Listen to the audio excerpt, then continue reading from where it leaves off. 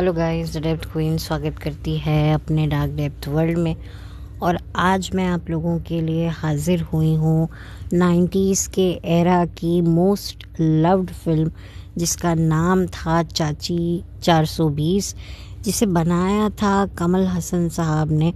ये एक साउथ की मूवी की रीमेक थी, लेकिन जो साउथ मूवी थी वो एक इंग्लिश मूवी से इंस्पायर होकर बनी थी। यानी कि एक इंग्लिश फिल्म से इंस्पायर हुई साउथ फिल्म और साउथ फिल्म से इंस्पायर हुई हिंदी फिल्म। तो आप कह सकते हैं कि ये काफ़ी ज़्यादा जो है इसे कॉपी, आप कह सकते हैं कि ये कॉपी प्रोजेक्ट था। लेकिन कहते हैं ना, नकल करने के लिए भी अक्ल की ज़रूरत होती है, तो इसे बड़ी ही अक्ल के साथ इसकी नकल की गई और ऐसी नकल की गई कि इतने सालों बाद भी ये मूवी के बारे में जो है हम बात कर रहे हैं। तो वाकई फ़िल्म में बात तो थी। और इस फिल्म का जो म्यूज़िक था, इस फिल्म का जो गाने थे, वो बहुत ही ज़्यादा फेमस हुए थे। ख़ास तौर से इस फिल्म का एक गाना दौड़ा दौड़ा भागा भागा सा, जो उस वक्त बहुत फेमस हुआ था। और आज भी जब हम कहीं भाग रहे होते हैं किसी काम से, जल्दी जल्दी काम कर रहे होते हैं, तो हमारे जहन में ये गाना होता है, क्योंकि वाकई इस गाने को बड़ी ही सोच समझकर बनाया गया था। और वाकई इस गाने के अगर आप जो वर्डिंग है, अगर आप उन्हें सुनेंगे तो काफ़ी मीनिंगफुल है। और इस फिल्म का एक वो जो टाइटल ट्रैक था, चुपड़ी चुपड़ी चाची, चाची तो बीरबल है, चाची के पास हल है, इस तरह से कुछ गाना था जो अभी भी हम लोगों को याद है, क्योंकि हम लोगों ने ये फिल्म बहुत इन्जॉय की है। और 1997 में ये फिल्म आई थी और उस वक्त काफ़ी फिल्में जो थी हिट फिल्में हो रही थी और ये भी उनमें से एक थी। ये फिल्म भी बहुत ज़्यादा दर्शकों ने पसंद की गई थी। इस फिल्म की जो कहानी थी वो बहुत ही ज़्यादा मीनिंगफुल थी। आप कहेंगे कि भाई मीनिंगफुल क्या थी, कि एक मर्द है वो औरत बन के जो है घर में काम करने जाता है, तो इसमें क्या मीनिंग है? जी हाँ, इसमें मीनिंग है। जैसे कि हम अक्सर बात करते हैं माँ की ममता, माँ के सेक्रीफाइसेस, माँ मल्टीटास्किंग होती है, माँ ऐसी होती है, जो कि बिल्कुल भी गलत नहीं है, बिल्कुल सही बात है। उसी तरीके से एक फादर भी अपनी औलाद से जो प्यार रखता है, जो एक मोहब्बत रखता है, जो एक आप कह सकते हैं इंटेंस फीलिंग रखता है, और उसी के चलते वो अपने अस्तित्व व्यक्तित्व को ही बदल डालता है। वो एक मर्द से एक औरत बन जाता है। किसके लिए? अपनी बेटी के लिए, क्योंकि वो जानता है कि उसकी बेटी को उसकी ज़रूरत है। उसकी पत्नी उसे वक्त नहीं दे रही है, उसे इतने सर्वेंट्स, इतने नौकरों के बीच में छोड़कर वो ऑफिस जाएगी। और आप देख सकते हैं, जब एक घर में इतने सारे नौकर होते हैं तो उस घर में काम कम और कांड ज़्यादा होते हैं और कलेश ज़्यादा होते हैं। तो अपनी बेटी को प्रोटेक्ट करने के लिए वो ये डिसीजन लेता है कि वो औरत बन के जाएगा और बेटी की देखभाल करेगा। और जो उसकी बेटी को जो उससे मिलने नहीं दिया जा रहा है कोर्ट की तरफ से, उसे सिर्फ हफ्ते में या महीने में एक दिन का ऑर्डर दिया जा रहा है, तो इसी बहाने वो अपनी बेटी के साथ वक्त भी बिता लेगा और किसी को भी पता नहीं चलेगा। इससे जो है वो हर किसी के मन का समाधान हो जाएगा। तो एक तरीके से एक फादर अपनी बेटी के लिए, एक फादर डॉटर का जो बॉन्ड इस फिल्म में देखने को मिला है वो बड़ा ही अच्छा है। जहाँ पर बीवी तक पहचान नहीं पाती है, वहाँ बेटी एक मिनट में पहचान लेती है कि ये जो महिला है ये महिला नहीं है, बल्कि इस महिला के अंदर छुपा हुआ मेरा अपना खुद का पिता है। तो ये वाकई बहुत ही अच्छा बॉन्ड दिखाया गया। इस फिल्म में थे अमरीश पुरी साहब, जो कि एक बहुत ही कठोर पिता की भूमिका निभाई है, जो अपनी ही बेटी का घर बर्बाद कर देते हैं। अक्सर हम लोग कहते हैं कि जो लड़की की माँ होती है वो बेटी का घर खराब कर देती है, बट कभी कभी बाप भी पीछे नहीं रहते हैं। तो आप एक तरफ एक बाप है जो अपनी बेटी के मोहब्बत के लिए जो है अपने अस्तित्व व्यक्तित्व को बदल डालता है, दूसरी तरफ जो अमरीश पुरी एक ऐसे पिता होते हैं जो अपने स्वार्थ के खातिर अपनी आप कह सकते हैं ना, अपने एक वो करने के लिए कि मैं अपनी बेटी को अपने घर में वापस लाके रहूँगा और इस तरीके से मैं करूँगा, शातिर अपनी गिरी दिखाऊंगा, अपना बिजनेसमैन दिमाग चलाऊंगा, जिससे मेरी बेटी जो है वो उस इंसान को छोड़कर वापस आ जाए। क्योंकि तब्बू जो होती है इस फिल्म में, जो तब्बू का एक रोल है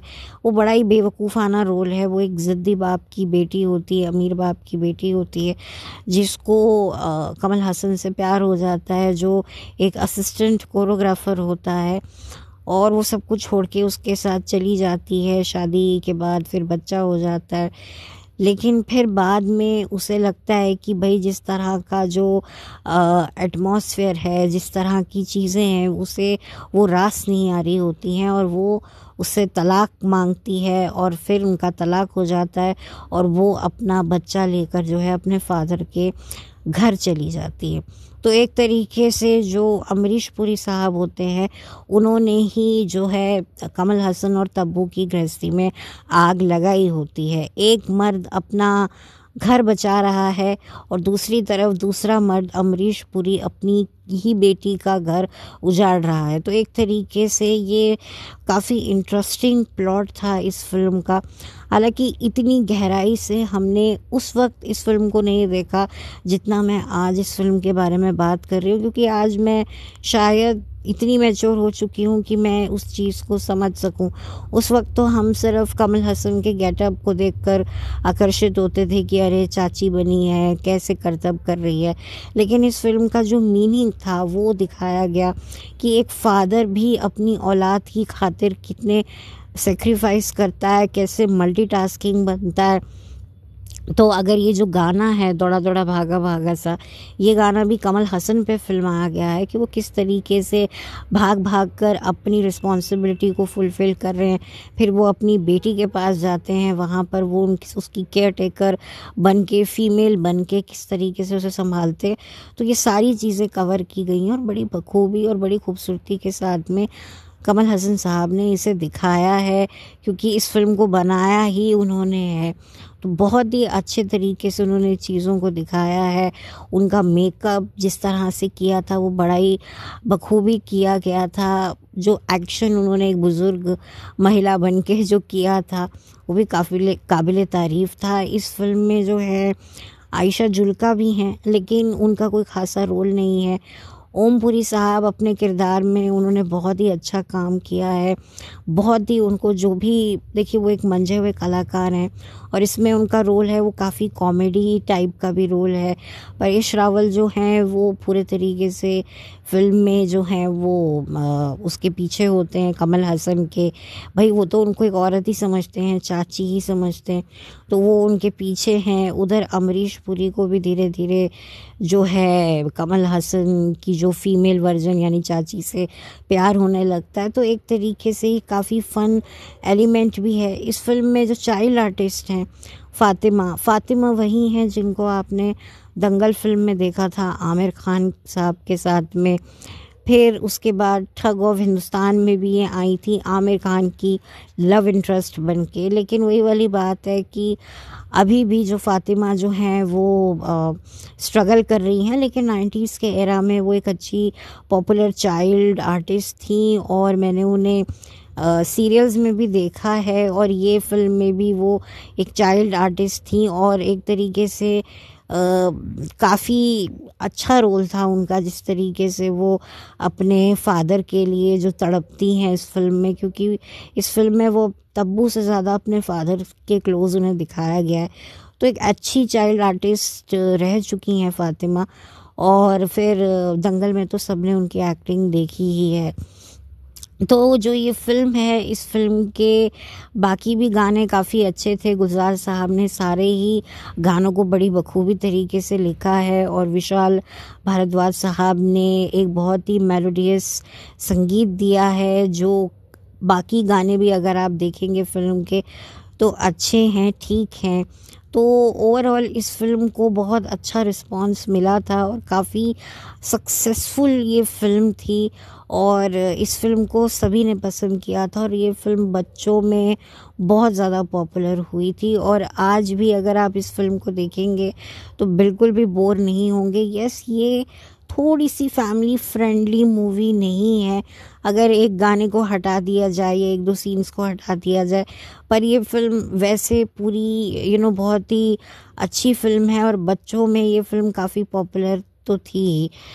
तो खैर, आप लोगों ने ये फ़िल्म देखी है, आप लोगों ने इस फ़िल्म को हॉल पे देखा है या टीवी पे देखा है, अपनी ओपिनियन आप लोग ज़रूर शेयर कीजिएगा। और तब्बू का जो रोल है वो ठीक ठाक है, तब्बू एक अच्छी एक्ट्रेस हैं, लेकिन मुझे लगता है कि ये फ़िल्म में अगर वो नहीं भी होती, उनकी जगह कोई और भी होती तो भी कोई फ़र्क नहीं पड़ता है, क्योंकि इस फ़िल्म के हीरो तो कमल हसन थे ही, बल्कि इस फ़िल्म की हीरोइन भी कमल हसन थे, क्योंकि दोनों ही किरदारों को उन्होंने बड़ी ही बखूबी से निभाया था। और जिस तरीके से फ़िल्म में वो अमरीश पुरी साहब को गोद में उठाकर जिस तरह से हॉस्पिटल लेकर जाते हैं, ड्राइव करते हैं, मतलब वाकई बहुत ही अच्छे से दिखाया गया है और काफ़ी बहुत ही अच्छी फ़िल्म है। और एक तरीके से विमेन एम्पावरमेंट को भी उन्होंने दिखाया है, ऐसा नहीं है, लेकिन ये दिखाया है कि एक मेल इंसान भी जो है एक फ़ीमेल बन के बहुत कुछ कर सकता है और काफ़ी उसे एक एक वो नहीं दिखाया गया है कि कहीं से भी कोई क्रिंज है या कोई चीप है। चीप तो खैर मैं नहीं बोलूँगी, वो एक अडल्ट चीज़ है फ़िल्म में, एक दो मोमेंट आपको ऐसे देखने को मिलेंगे, लेकिन जिस तरीके से जो कॉमेडी है वो काफ़ी अच्छी है और काफ़ी मतलब आपको नेचुरल लगेगा, कुछ भी ऐसा नहीं लगेगा। फ़िल्म के जो डायलॉग्स हैं वो भी काफ़ी आपको एंटरटेनिंग लगेंगे और काफ़ी पावर पैक परफॉर्मेंसेस हैं।